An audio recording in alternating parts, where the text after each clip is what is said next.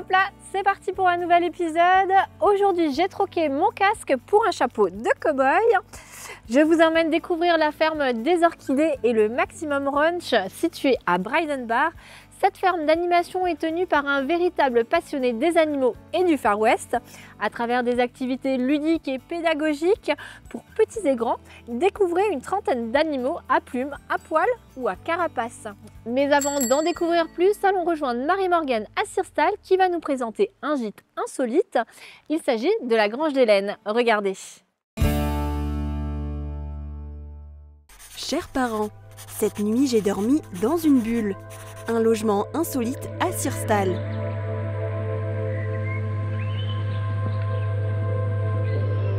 C'est ici, dans la maison familiale, que Patricia a créé la Grange d'Hélène, nommée en hommage à sa grand-mère qui vivait ici. Une idée qui lui est venue il y a un peu plus de 10 ans maintenant. Ma meilleure amie qui est alsacienne m'a dit « Écoute, fais tes chambres d'hôtes ». Et là je lui ai dit « Mais Nathalie, on est à Beach ». Mais elle dit « Mais regarde ta maison ». Et alors au début, j'ai dit non, après tu as du monde chez toi, j'ai pas envie. Et puis une nuit, je sais pas, je me suis réveillée à 3 h. J'ai dit et pourquoi pas. Et j'ai dit là, on va faire un truc qu'il n'y a pas ailleurs. Et j'ai plus dormi, j'étais sur Google toute la nuit. Et quand mon mari s'est réveillé le lendemain matin, je lui montre la bulle. J'ai dit on va acheter ça et on va mettre ça là.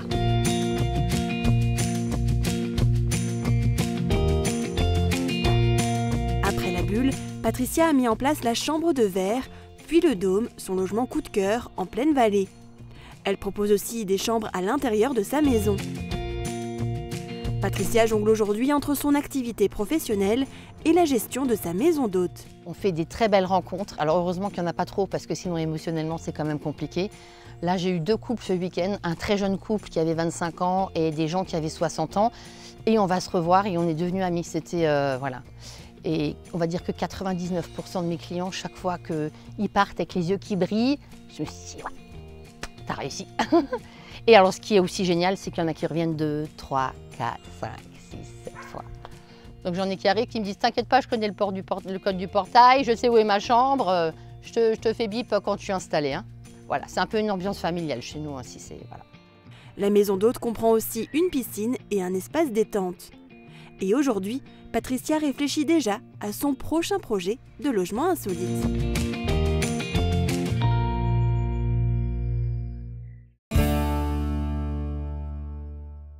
Bonjour Régis. Bonjour. Merci de nous accueillir au sein de ta ferme d'animation Les Orchidées.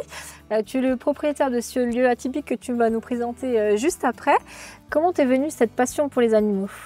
En fait, depuis tout petit, j'ai été toujours attiré par ce domaine-là, les animaux, la nature. Étant originaire de la ville, donc de Sarreguemines, oui. Mes parents ne sont pas du milieu agricole.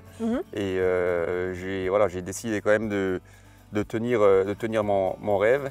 Et pour cela, j'ai décidé, une fois mes études terminées, de m'installer sur ce village qui est Bryden Bar.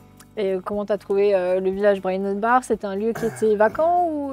En fait, en recherchant une structure qui pouvait être avec ce que je recherchais et avec mes objectifs, je suis tombé sur ce lieu-là qui pour moi, dans ma tête, je savais ce que j'arrivais à en faire, quoi.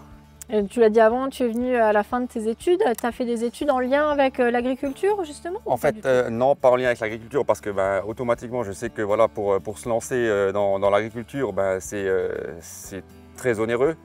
Et il fallait que j'ai quand même une activité à côté qui me permette justement de créer ce lieu-là. Donc moi, j'ai fait une école de paysagiste. J'ai après ouvert mon entreprise de création d'aménagement paysagère qui me permettent justement de faire vivre ma passion et la création de cette ferme et par la suite du ranch, quoi. Ok. Et une question de tarot, pourquoi ce nom ferme des Orchidées?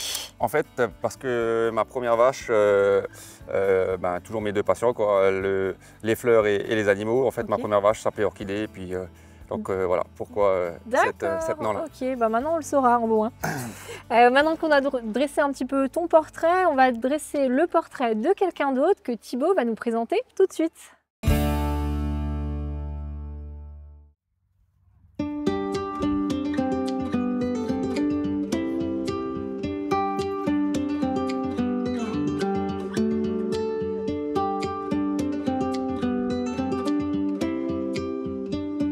suis originaire du pays de Beach, mais je suis partie pendant quasiment 20 ans. J'ai fait mes études d'éducateur spécialisé.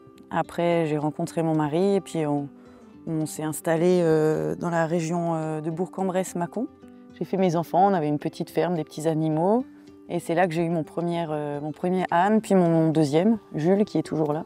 Et je suis revenue maintenant sur Petit-Réderchin depuis 8 ans. J'étais jeune, je voulais faire mon BAFA, j'étais animatrice en colonie de vacances en ferme pédagogique, aide animatrice, ce qui fait que je n'avais pas tout à fait la capacité de m'occuper des enfants vu que je n'avais pas mon BAFA.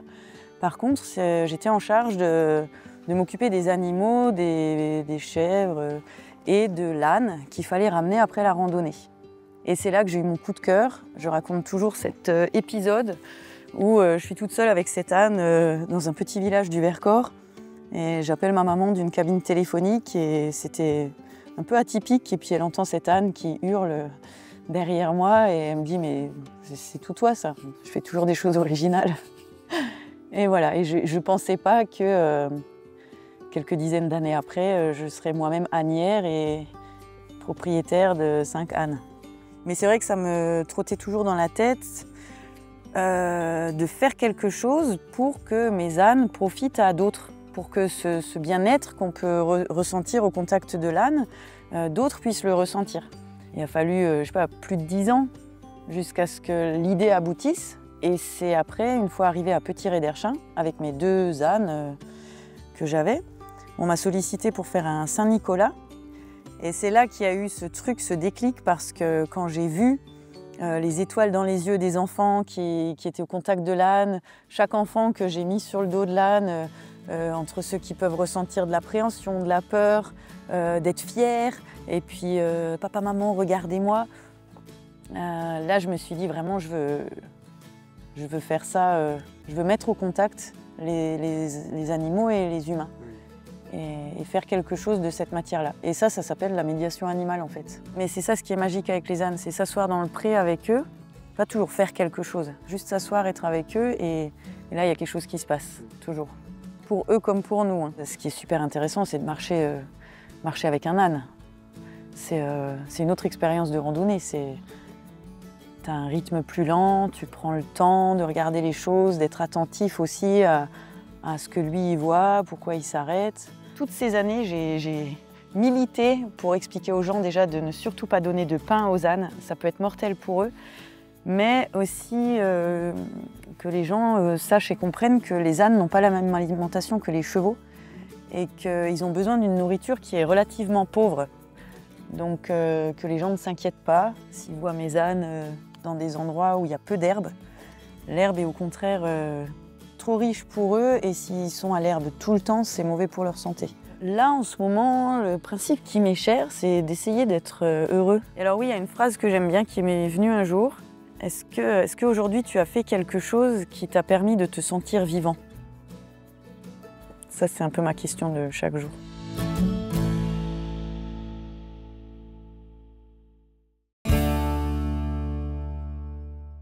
Alors Régis, ici dans ta ferme, tu as toutes sortes d'animaux, des bêtes à plumes, à cornes, à carapace, à poils, du plus petit au plus grand. C'est une véritable arche de Noé chez toi. Est-ce que tu peux me les présenter un petit peu? Oui, bien sûr.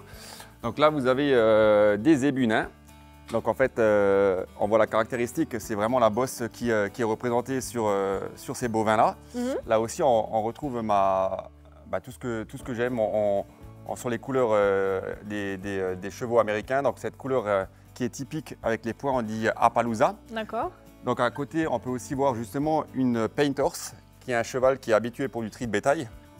Donc là, on le voit en fait même sur son apparence, en fait, c'est comme ça que quand il baisse les oreilles qu'ils font quand on trie le bétail. Vous avez un poulain Appaloosa, on dit Appaloosa léopard avec la couleur de robe qu'il a. Donc c'est un poulain qui est né chez moi sur le ranch l'année dernière et qui va avoir 1 an. Et tu as encore toutes sortes d'animaux à d'autres endroits dispatchés. Bien sûr. Tu vas nous montrer ça. On va faire ça.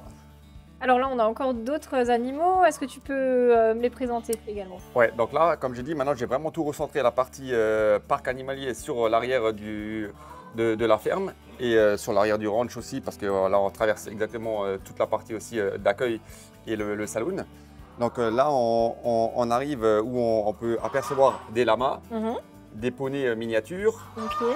En continuant, on peut voir des cochons laineux qui sont aussi, voilà, qui ont une particularité. J'allais dire, on n'a voilà. pas l'habitude de voir des cochons poilus en fait. Non, ils ont une particularité, c'est justement, on appelle ça laineux, mais ce n'est pas de la laine, hein, mais c'est justement cette particularité qu'ils ont par rapport au cochon traditionnel qui, lui, est vraiment sans poil, quoi. Et c'est des cochons qui proviennent d'où alors C'est austro-hongrois, okay. Donc il y en a très peu en France. En fait, on en retrouve beaucoup en Suisse, qui eux travaillent plus sur la qualité gustative des produits. D'accord. Et par contre, c'est une race de cochons qui sont vraiment très recherchés chez certains restaurateurs qui font de la viande un peu d'exception. D'accord, parce que c'est la première fois que j'en vois. Hein.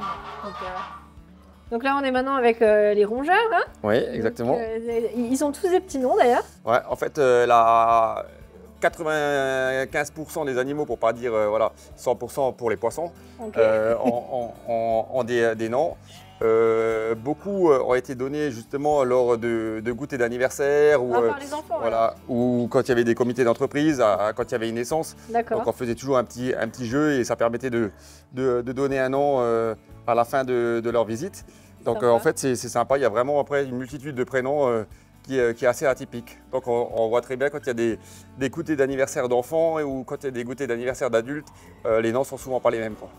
Et puis là on a aussi un lapin atypique, il est albinos. Voilà, c'est un albinos, en plus il a que 4 mois, c'est un géant des Flandres. Okay. Donc en fait là maintenant c'est la belle saison qui va démarrer en fait en été sur la partie jusqu'à l'automne. Il y a un grand parc où les enfants peuvent pénétrer au milieu des rongeurs, que ce soit les lapins ou les cochons d'Inde, pour pouvoir les nourrir et les caresser. Super. Voilà. Et après d'autres parcs aussi avec les chèvres naines, les moutons nains, où ils peuvent aussi rentrer pour pouvoir les nourrir, quoi. Tu me parlais de nourriture juste avant, donc c'est bien beau d'avoir autant d'animaux, il faut les nourrir, il faut aussi les soigner. Ça te prend combien de temps de t'en occuper tous les jours? Donc en fait, moi les animaux me prennent 2 heures le matin et 2h30 en moyenne le soir. Okay. Bien sûr si j'ai pas d'animaux qui est malade, hein, parce que ça c'est jamais compté dedans, mais avec autant d'animaux et de variétés, il peut toujours y avoir des soins à prodiguer sur un animal. Et justement, au niveau avec le vétérinaire, tu dois avoir une relation privilégiée, non? Oui, donc mon vétérinaire sanitaire est situé sur Sarreguemines. Donc c'est la clinique des faïenceries sur Sarreguemines. Donc voilà, c'est celui qui suit mon élevage. Et quand j'ai des soucis sur mes animaux, à qui je fais appel, quoi. Ok. Et chaque animal a sa propre façon de communiquer aussi. Est-ce qu'ils s'entendent bien tous ensemble? Tous ensemble, il y a des animaux que je peux automatiquement pas mélanger avec d'autres, hein, parce que j'ai énormément de variétés et que voilà, il y a des variétés d'animaux qui ne pourront pas être mélangées. Justement comme le furet que je porte, je ne vais pas pouvoir le mettre avec certains rongeurs ou avec des oiseaux exotiques parce que ça sera sa nourriture. Donc en fait, c'est sûr que chaque animal a ses propres enclos et sa propre nourriture. Parce que ça aussi, ça c'est carnivore. Il y en a qui vont être frugivores, il y en a qui vont manger de l'herbe, d'autres de la viande, qui vont être carnivores. Donc en fait, voilà, chaque animal aura sa propre alimentation, quoi. Ok. Et toi, comment est-ce que tu leur parles à tes animaux? En français ou en plate? En fait, chaque animal a En fait, ça dépend aussi des types d'animaux. Après, souvent la langue allemande est réputée parce que voilà, c'est une langue qui est pour l'animal qui est plus réceptive. C'est direct. Voilà. Et pour certains animaux, ils vont être plus réceptifs. Mais après, je veux dire, il n'y a pas vraiment de miracle sur ça. Je veux dire, après, c'est comme on est avec les animaux, rien que la mimique ou des fois juste siffler et les animaux, ils viennent vers vous, quoi. Chez nous, justement, on parle le plate. Du moins, on essaye. Regardez. Lebe gesund und reich, wir haben uns Knoch, Kron. Est-ce que vous avez une idée de ce que ça peut vouloir dire? Non, pas du tout. Est-ce que vous arrivez à lire ça? Lebe gesund und reich, wie arm und Kron. Kron, qu'est-ce que c'est ça, Kron? Et qu'est-ce que ça peut vouloir dire ça? Lebe gesund. Moi je parle Lebe gesund und reich. Wie arm und Kroon. Et alors en français, ça donnerait quoi? Qu'est-ce que ça Kroon? Je ne sais vraiment pas. Et le reste, ça veut dire quoi? Eh ben, je préfère être en bonne santé que être riche et... attendez. Riche, oui. Je préfère être en bonne santé et ne pas être riche, voilà. Ça veut dire ça. Mieux vaut être bien portant et riche que pauvre. Pauvre et malade. Eh bien, en effet, oui. Lieber gesund und reich, ne? Wie arm und... Lieber gesund und reich, wie arm und krank. Krank. Krank, c'est nicht. Krank. Et alors, qu'est-ce que ça veut dire? Bon, on est tout le temps malade. Plutôt en bonne santé Et que riche, malade, non? oui. Et riche. Voilà, mieux vaut être riche et bien portant que pauvre et malade. Lieber gesund und reich, wie arm und krank. Et qu'est-ce que ça veut dire? Plutôt en bonne santé et riche que pauvre et malade. Bravo!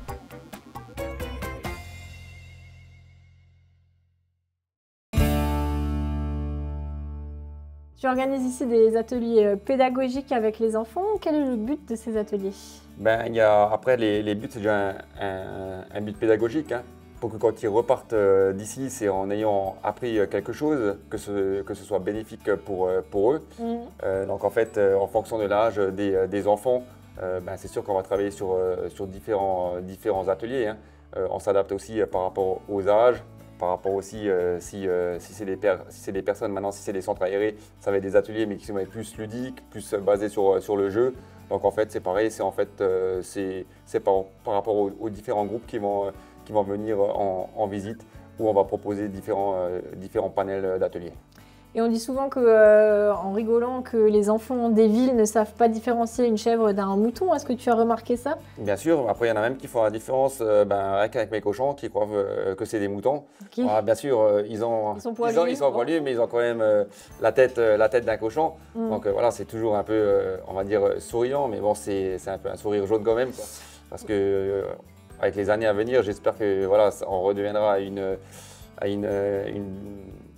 pas mal d'enfants qui ressentent faire une différence entre un mouton, une chèvre ou un cochon, quoi. Parce qu'on va en voir de moins en moins. Je pense qu'avec les années à venir, toutes les petites fermes vont être menées à disparaître.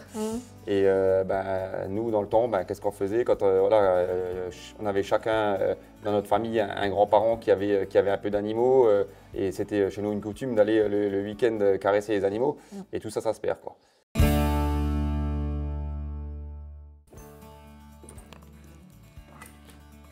Alors là, immersion totale au Far West. Tu proposes aux petits comme aux grands de se mettre dans la peau d'un cow-boy. Quel programme proposes-tu?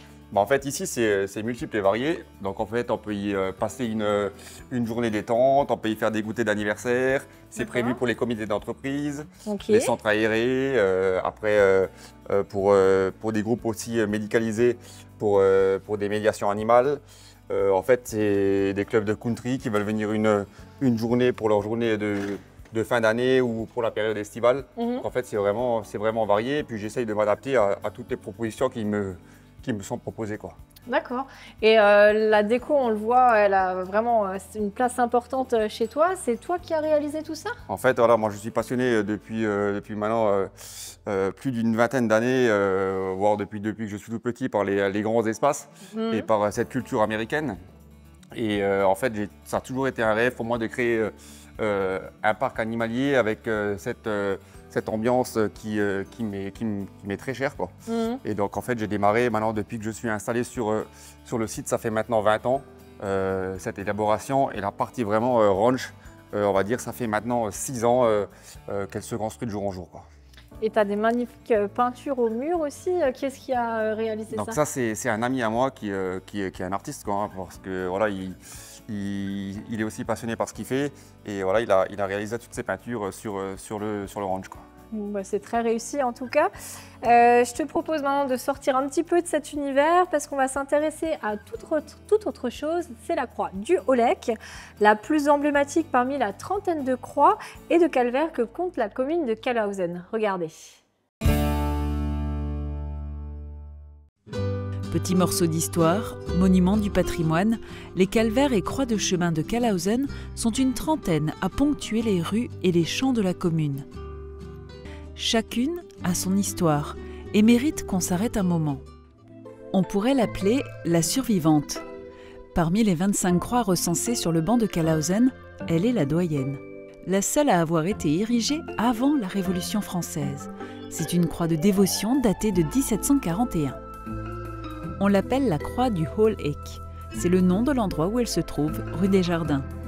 Un monument en grès d'une hauteur de 2,50 m et pourtant, alors que les révolutionnaires abattaient toutes les croix de chemin du pays de façon systématique, elle n'a pas été touchée. Il semblerait qu'une épaisse broussaille l'aurait cachée aux yeux des profanateurs pour l'amener jusqu'à nous.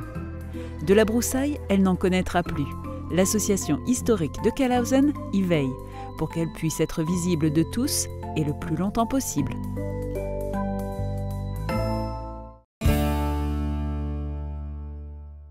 Tu as une activité annexe également, tu fais de l'élevage notamment de chiens-loups de Tchécoslovaquie. Pourquoi avoir choisi cette race? Pareil, parce que en fait, c'est une race qui est atypique, qui est pour moi très proche du loup par son physique et aussi par certaines mimiques. Ouais, qui est rustique aussi. Voilà, qui est très rustique, qui est un animal qui est un chien qui est plus solitaire qu'une autre race, qui demande automatiquement plus de travail, qui a des comportements qui vont être différents d'une race classique. Et tout ça, c'est des choses qui m'intéressent aussi pour aussi essayer de sortir le cliché en disant que cette race-là, on ne peut rien en faire, alors que c'est totalement faux. Je travaille même avec certains, je dis bien pas avec tous, mais que ce soit avec le chien-loup ou d'autres types d'animaux, je fais aussi de la médiation animale avec cette race-là. Ah oui? Et voilà. Et après, comme je dis, ça peut être aussi, même chez les chèvres, il y en a qui ne vont pas être réceptives, ou que ce soit chez les lamas ou que ce soit chez les poneys, qui ne vont pas avoir un contact direct, qui n'aiment pas les caresses. Ces animaux-là, ils vont pas être, je ne vais pas les choisir pour ce type d'atelier. En fait, voilà, mais que ce soit, voilà, ça peut être un chien-loup, ça peut être un chat du Bengale, ça peut être une chèvre. Je regarde toujours celui qui est réceptif et qui aime faire ça aussi et qui aime partager des moments avec ce type de clients.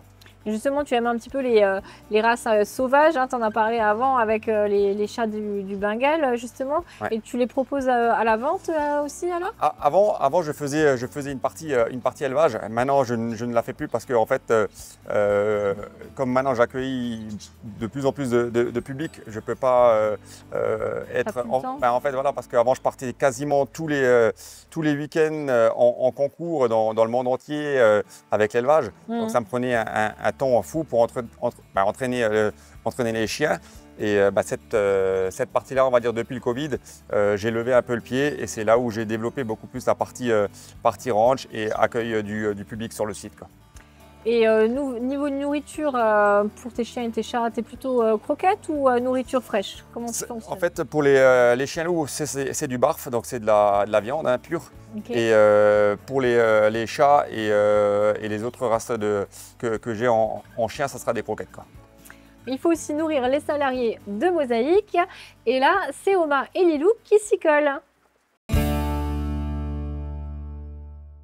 Bonjour. Aujourd'hui, on va vous faire une tarte à la rhubarbe. Nous avons besoin d'une pâte feuilletée, de la crème, un bon kilo pour de la rhubarbe, 2 œufs, 4 à 5 cuillères de sucre et du pudding. Là, on découpe la rhubarbe.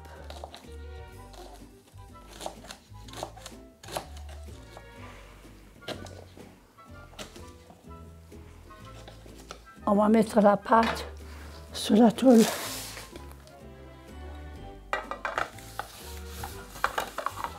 On a beurré le moule. On met sur la pâte, ici. Ciseaux.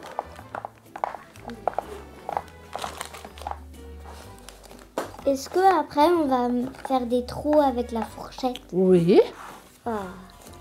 Allez, coupe.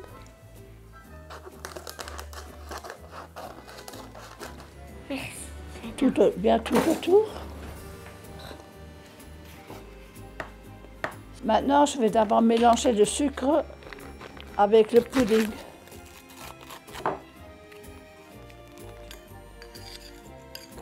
Pourquoi on mélange avec la fourchette? Parce que sinon, ça se mélange pas.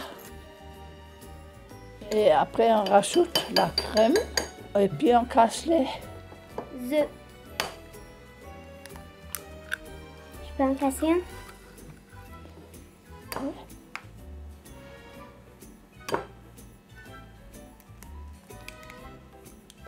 Voilà. Et puis on va bien remuer avec le batteur.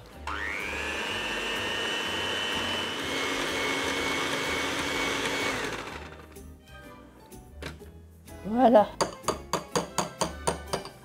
Maintenant, on va mettre la rhubarbe.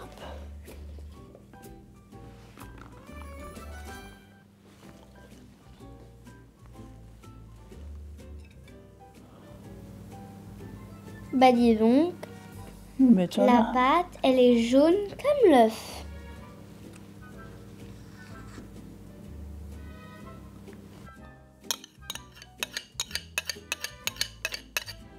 Voilà. Alors on va l'enfourner. On va mettre à 210 degrés pendant 40 minutes.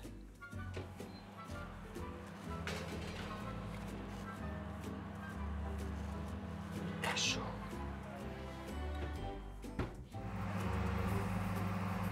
La tarte, elle est cuite et on va la sortir du four. Et bon appétit. Merci. Et il faut encore la laisser un peu refroidir. Voilà. Bon appétit à tous. J'étais très heureuse de faire cette émission cuisine. Avec Omar et avec Lilou.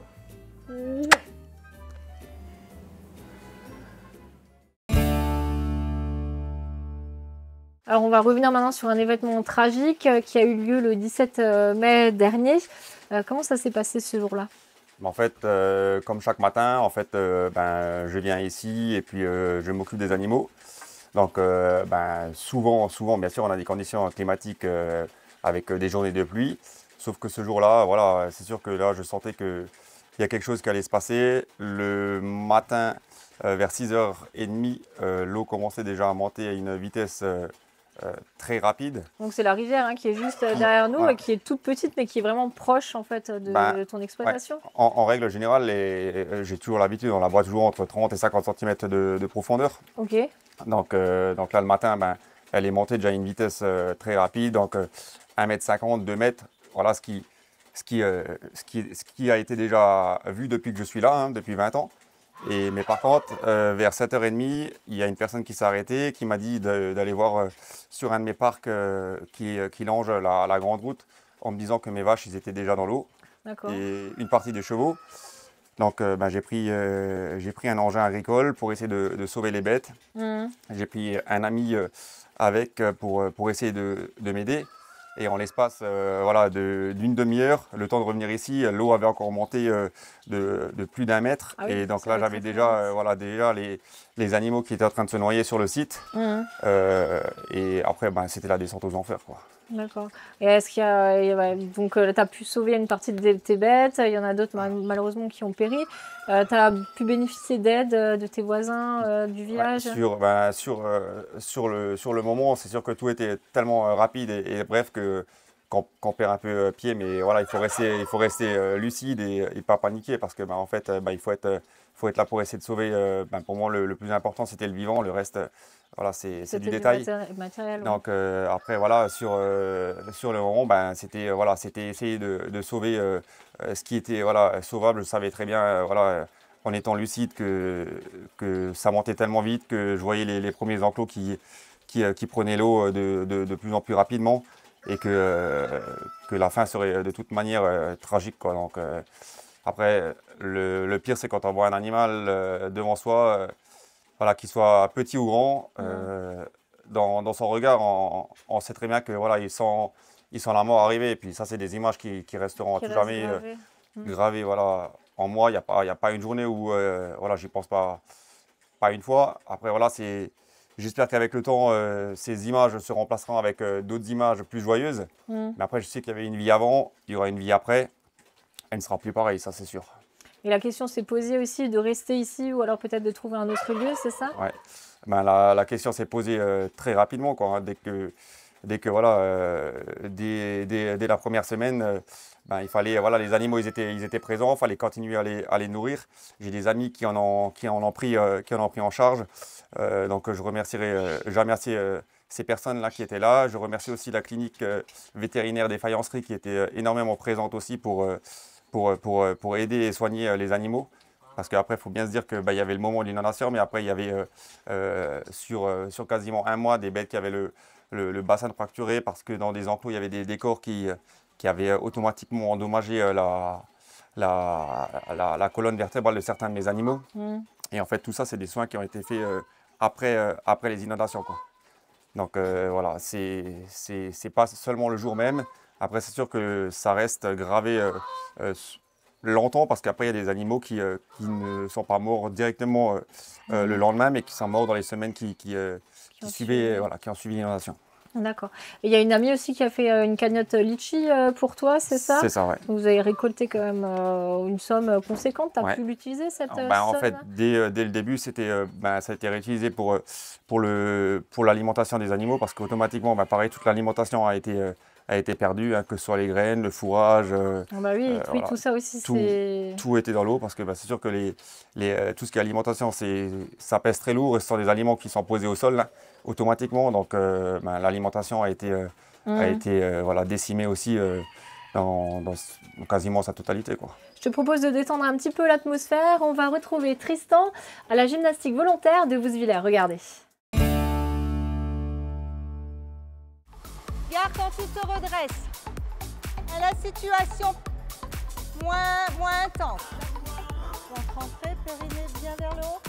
Bien maintenu, périnée. Souffle. Allez, cardio. Go. Abdos, genoux, épaules. Go. Donc moi je fais ça avec ma maman et ma voisine.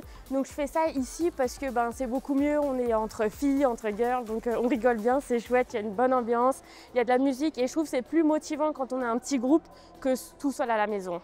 Au début j'ai un peu souffert parce qu'il y a quand même un bon petit rythme, mais je me rends compte que ça me fait énormément de bien. La coach est extra, on ne fait jamais la même chose, c'est toujours sur un fond musical. Les contenus ne sont jamais les mêmes, c'est très complet. Cette année, nous sommes 35. Alors la plus jeune doit avoir 18-20 ans, je pense. La plus âgée, 68.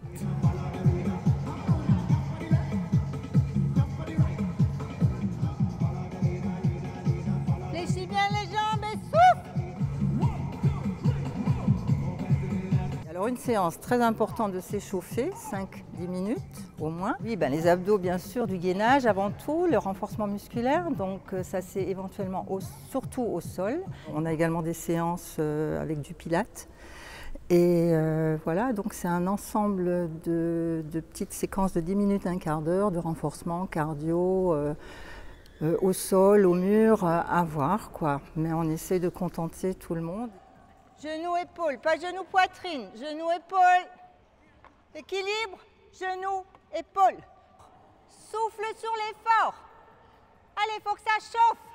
Je mets un atout aussi particulier sur la respiration, d'apprendre à respirer correctement, apprendre à faire les gestes de façon sans se faire mal.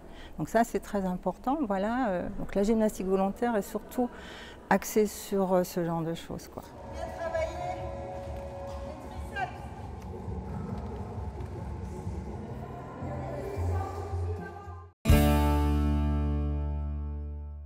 Merci beaucoup Régis de nous avoir accueillis au sein de ta ferme. Dis-moi un petit peu, est-ce que tu as d'autres projets? Donc j'ai encore un projet qui va être le gîte américain sur le site aussi, où les personnes qui voudront prolonger leur visite ou leur animation sur le site peuvent se reposer sur place. Okay. Donc ça sera un gîte pareil qui sera dédié vraiment à la culture et à ma passion pour l'Amérique et le Texas. Ouais. Donc chaque chambre sera vraiment sera différente, mais toujours sous un registre vraiment western. avec un salon pareil, très, très atypique, une salle de jeu, un extérieur qui pourront profiter aussi, mais avec des jeux américains. Et donc voilà, rester vraiment sur ce cadre-là et sur la même trajectoire. C'est un super projet, bonne continuation alors. Merci beaucoup. Et puis je te dis peut-être à bientôt. Ouais, avec plaisir.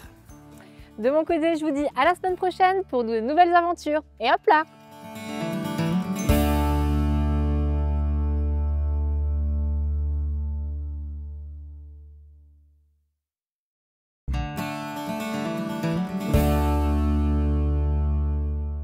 Hop là, Paris il est sorti. Ce week-end, vous allez pouvoir remonter le temps à Ambar à travers une exposition de monnaies et de billets de nécessité proposée par Henri Sergent et une exposition d'appareils photo de 1800 à 1950 dévoilée par Raymond Jonas. Le tout est organisé par la Bibliothèque municipale de Ambar et l'association Généalogique. Concert baroque dimanche après-midi à Beach, la ville vous invite à une représentation gratuite de l'ensemble Double Face pour célébrer les 250 ans de l'église Sainte-Catherine. Au programme, l'univers musical de l'Alsace du XVIIe siècle. Le Conservatoire de Sarreguemines vous propose de plonger dans le mythe d'Orphée, une opérette en 3 tableaux et 2 intermèdes pour voyager du XVIIe au XXIe siècle. Les classes de chant lyrique, de danse, de musique ancienne et de trompette seront sur scène, accompagnées par l'orchestre impermanent et la chorale d'enfants à pleine voix. Rendez-vous samedi à 19h à l'hôtel de ville de Sarreguemines. C'est gratuit, mais dans la limite des places disponibles. Enfin, direction les cinémas Forum à Sarreguemines pour découvrir le film coup de cœur de la semaine, présenté par le directeur Jean-Marc Carpels. Alors cette semaine, je vais vous parler d'une pointe d'amour réalisée par Maël Piriou. Nous avions eu la chance d'accueillir Maël Piriou ainsi que Quentin Nolmer pour une avant-première en leur présence début du mois. Et là, ce premier film français arrive sur les écrans. C'est un film touchant, attachant, avec en plus cerise sur le gâteau un Grégory Gadebois qui, comme d'habitude, joue avec perfection son rôle.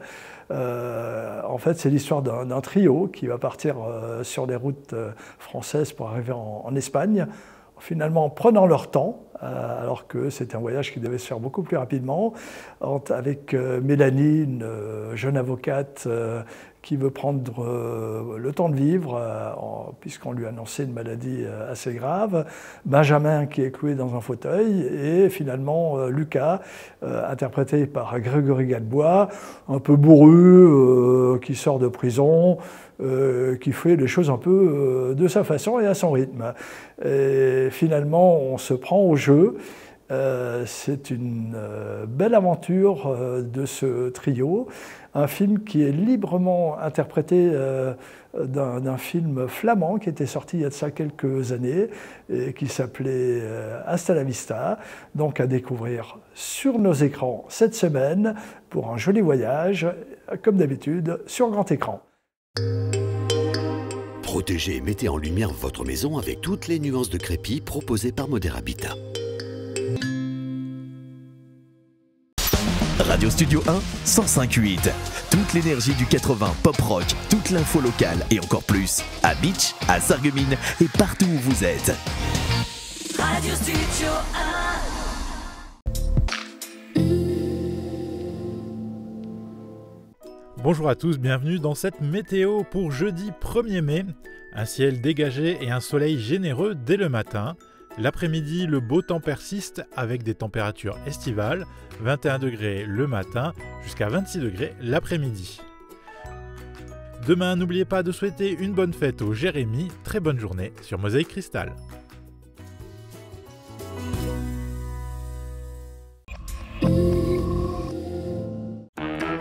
Plus 1 euro? Mais sérieux? Ah oui, c'est du sérieux. Le menu bon et pas cher évolue. Pour 1 euro de plus, remplacez votre 4e produit par un plus copieux. Ben alors, qu'est-ce que vous attendez? Venez en profiter au nouveau restaurant Burger King de Rohrbach-les-Beach. Burger King. Bonjour liebe Zuschauer, heute sind wir wieder in Kaffeekränzel und unser Thema ist heute die Handwerker. Mit der Geschichte versteht man, wie eine Gesellschaft funktioniert. Einfach. Das ist das, was mich bewegt. Im Leben kann man viele Berufe machen. Machst du den Beruf, den du willst, musst halt schauen, dass du selber etwas findest. Die Mama hat gesagt, Radio machen, ich kenne richtig Erwet, such da ein richtiges Erwet. Das ist jetzt aber und ich schon genau aus der Allerwolle. Ein paar Jahre sind ein paar weniger Knipp. Es ist nicht, um viel Geld zu verdienen, es ist, du musst einen Beruf machen, der dir Plaisir macht. Und wie kommt man als Sekretär de Mairie, als Spezialist du Platt in der Mediathek? Ja, weil ich die Sendung gemacht habe, haben sie mich noch gefragt, ob ich da eine Mutation annehme und in die Mediathek komme. Du hast schon dein ganzes Leben lang warst du Krankenschwester. War das der Beruf, wo du hast viele machen als kleines Mädel?